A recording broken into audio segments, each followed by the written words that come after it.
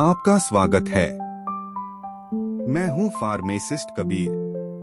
आज जो बात मैं करने जा रहा हूं, शायद वो आपकी जिंदगी से जुड़ी हो, शायद आपके किसी अपने की तकलीफ का राज हो, और हो सकता है आप इस तकलीफ को रोज झेल रहे हो बिना समझे हुए। क्या आपको कभी पेट में दाहिने तरफ से तीखा दर्द महसूस हुआ? ऐसा दर्द जो अचानक आए और थोड़ी देर बाद खुद ही चला जाए। क्या ऑयली खाना खाते ही आपको उल्टी जैसा फील होता है? पेट भरी भरी लगता है, गैस बन जाती है या पीठ तक दर्द चला जाता है? तो आप समझ लीजिए आपका गॉल ब्लैडर आपको सिग्नल दे रहा है। गॉल ब्लैडर एक छोटी सी थैली होती है जो लिवर के नीचे चिपकी होती है। छोटी जरूर है लेकिन काम बहुत बड़ा करती है। ये बाइल जूस को स्टोर करती है। जब आप ऑयली खाना खाते हैं तब ये बाइल जूस रिलीज करके आपके डाइजेस्टिव सिस्टम को मदद करता है। लेकिन कभी कभी बाइल के अंदर कुछ ऐसे पदार्थ जमा हो जाते हैं जो धीरे धीरे एक पटठर की शक्ल ले लेते हैं, और शुरू होती है एक ऐसी कहानी जिसमें दर्द है, डर है और डेंजर भी। गॉल ब्लैडर स्टोन एक आम बात लगती है, लेकिन जब ये एक्टिव होती है तो पेशेंट को लगता है जैसे किसी ने अंदर से कुछ तोड़ दिया हो। ये पाथरी कोलेस्टेरॉल से बनी हो सकती है। कभी कभी ये पिगमेंट पाथरी होती है, और कुछ केसेस में दोनों का मिक्स। कई बार ये एक होती है, कई बार 3-4 या उससे भी ज्यादा, और हर बार दर्द का पैटर्न अलग होता है। किसी को दर्द के साथ बुखार होता है, किसी को उल्टी, किसी को पीठ में जलन, और किसी को लगता है गैस हाई तो है। लेकिन असली वजह छुपी होती है गॉल ब्लैडर में। गॉल ब्लैडर स्टोन के सिम्टम्स कभी कभी इतने कंफ्यूजिंग होते हैं कि लोग एसिडिटी का इलाज करते रहते हैं। कभी कभी तो पेशेंट्स पैरासीटामोल और एंटासिड ले लेते हैं, लेकिन रिलीफ नहीं मिलता। और जब अल्ट्रासाउंड होता है तो पाथरी की असली तस्वीर सामने आती है। एक सेफ्ट चमकदार दाना जो लिवर के नीचे चुपके बैठा होता है और अपने मूड के हिसाब से अटैक करता है।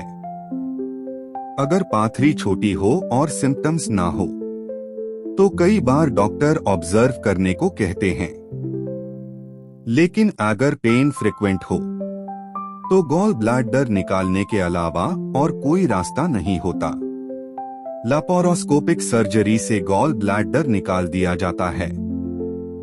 छोटी सी सर्जरी, लेकिन पेशेंट की जिंदगी का बड़ा फैसला। गॉल ब्लैडर के बिना आदमी जी सकता है, लेकिन कुछ चीजें बदलनी पड़ती है। खाने में ऑयली और स्पाइसी चीजें कम करनी पड़ती है। थोड़ा थोड़ा करके दिन में छोटी मील्स लेनी पड़ती है।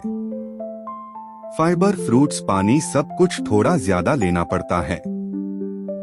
गॉल ब्लैडर नहीं है तो बॉडी को सपोर्ट देना पड़ता है। और सबसे बड़ी बात यह है कि अपने लिवर की हेल्थ का ध्यान रखना पड़ता है। गॉल ब्लैडर स्टोन के रिस्क फैक्टर्स में फीमेल होना, ओवरवेट होना, ज्यादा कोलेस्टेरॉल वाली डाइट लेना, प्रेगनेंसी या फैमिली हिस्ट्री भी शामिल है। अगर आप इन सब में से किसी में फिट बैठते हैं तो समझिए आपको अपने अंदर के इस छोटे से ऑर्गन की देखभाल अभी से शुरू करनी होगी। बहुत लोग घरेलू नुस्खे लेते हैं। किसी ने बोला लेमन पानी लो, किसी ने कहा एप्पल साइडर विनेगर पाइन से पाथरी घुल जाएगी। लेकिन जब पाथरी अटैक करती है तो सांस रुक सी जाती है, आंखों के सामने अंधेरा छा जाता है, और तब समझ में आता है कि असली सल्यूशन सिर्फ अवेयरनेस और सही समय पर ट्रीटमेंट लेना ही है। मैं चाहता हूं आप गॉल ब्लैडर स्टोन को लाइटली ना लें।